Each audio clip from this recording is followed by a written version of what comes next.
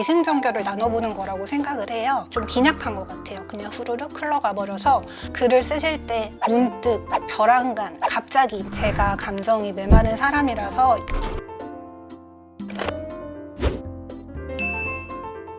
더 나은 글쓰기를 약속합니다. 여기는 써드림 첨삭소입니다. 써드림 첨삭소에서는 다양한 글들을 작가가 직접 첨삭해드리는데요. 저는 첨삭을 맡게 된 이주윤 작가입니다. 저는 이번에 요즘 어른을 위한 최소한의 문해력이라는 책을 출간했어요.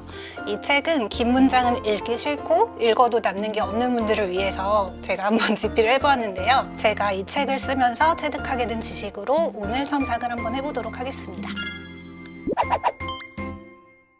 오늘의 원고는 페리디니움님의 산문입니다. 원고를 보내주시게 된 사연은요. 책을 한 권 써보려고 합니다. 그런데 맘처럼 진도가 나가지 않네요. 처음 가보는 길이어서 막막합니다. 원하는 첨삭 포인트는 본인에게 어떤 문제가 있는지 알고 싶다고 하셨는데요. 글쓴이님이 써주신 글의 내용은 어린 시절에 건어물 행상 아주머니와의 추억을 글로 써주셨어요. 근데 저는 좀 궁금한 점이 그게 본인의 그냥 회고록을 쓰고 싶으신 건지 아니면 작가가 되고 싶어서 책을 내고 싶으신 건지가 좀 궁금했어요. 근데 회고록이라면 이대로 저는 상관이 없다고 생각을 해요. 그런데 만약에 책을 내고 싶다면 조금 더 완결성 있는 글을 써야 될 것 같거든요. 그래서 저는 그거에서 가장 필요한 부분이 기승전결을 나눠보는 거라고 생각을 해요. 기승전결을 명확하게 나눠보면 좋은 점이 내가 어떤 이야기를 반복을 하고 있는지 그런 게 내 눈에도 명확하게 들어오고 읽는 사람한테 가장 자연스럽고 익숙한 형식이기 때문에 더 대중적인 글에 가까워진다고 저는 생각을 합니다. 그래서 참고할 만한 책들을 많이 읽어봤는데 제일 도움을 많이 받은 책은 박종인 기자님의 기자의 글쓰기라는 책이에요. 그 책에서 기승전결에 대해서 설명하시기를 기는 일으켜 세울 기자를 쓰고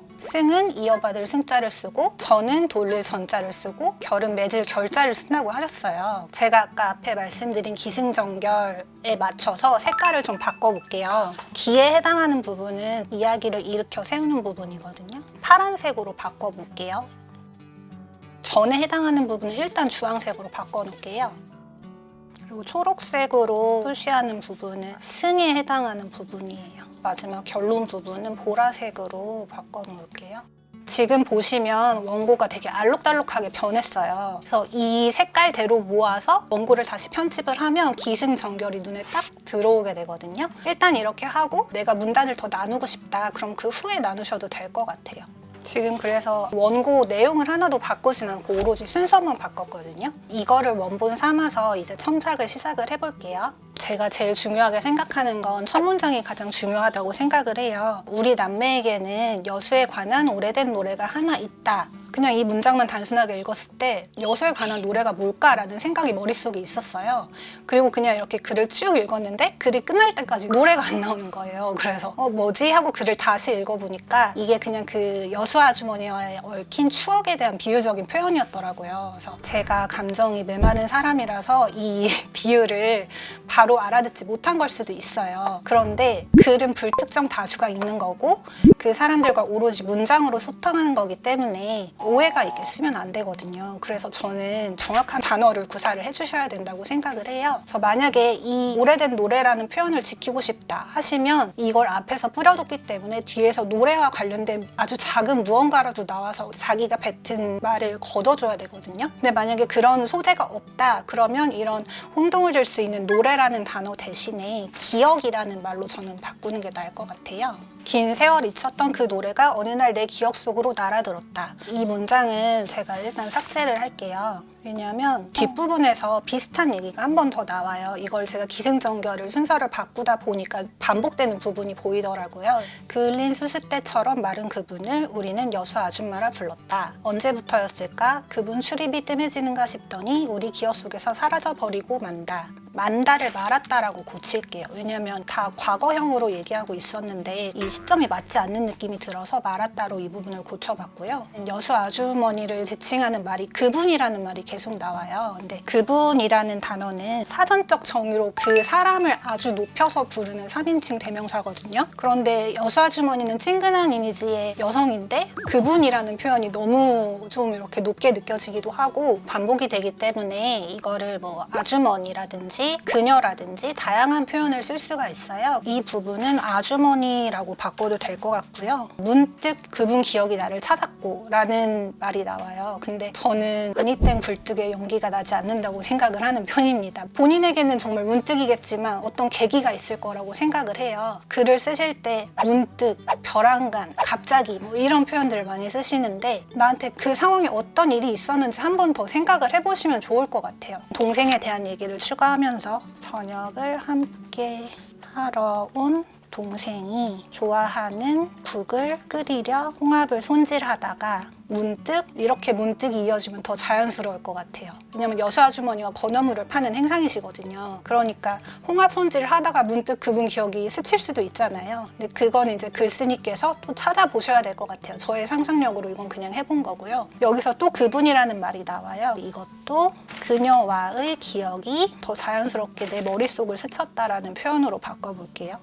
그 이야기를 꺼내자마자 라는 문장이 있는데 누구에게 꺼냈는지 대상이 추가가 된다면 더 이해하기가 쉬울 것 같아요. 크게 문제가 있는 게 아니지만 저는 입을 모아라는 표현이 더 자연스러운 것 같아요. 그리고 승에 해당하는 문장이 시작이 됐는데요. 돌이켜보면 뭐 이런 표현은 빼도 될 것 같아요. 왜냐하면 승으로 넘어가면서 이미 회상을 한다는 사인이 보여졌기 때문에 필요가 없을 것 같고요. 아줌마만 다녀갔다 하면 우리는 풀 방구리 쥐 드나들듯 다락을 오르내렸다. 방구리가 뭐지? 그래서 검색을 해봤어요.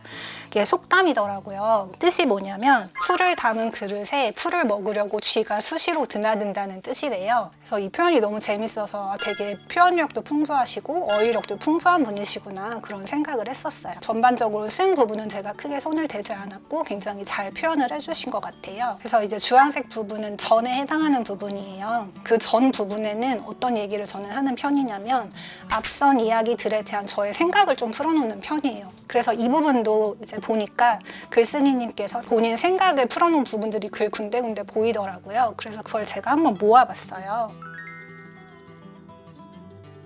제가 그리고 기승전결을 이렇게 색깔별로 나눠보는 이유가 꼭 그래야 되는 건 아니에요. 근데 저는 기승전결, 이 덩어리의 비율이 어느 정도 비슷해야 한다고 믿는 약간 그런 집착이 있거든요. 근데 딱 색깔로 보셔도 아시겠지만 전 부분이 조금 빈약해요. 근데 제가 이 부분을 임의로 뭔가 더해볼까 싶다가도 이건 글쓴이의 몫인 것 같아요. 혹시 하루하루를 처치하기 급한 나에게 삶의 향기를 전해주었다.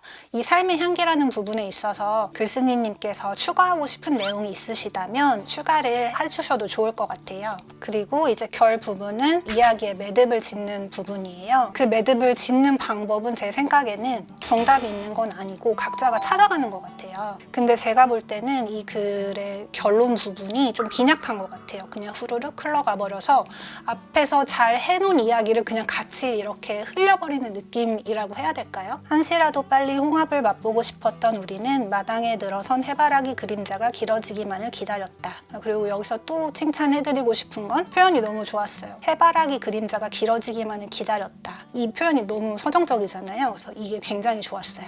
해 넘어가는 줄 모르고 이어지던 대화는 인자 가야 쓰겄네 와 함께 끝이 났다. 여기까지가 글쓴이님이 써주신 거예요.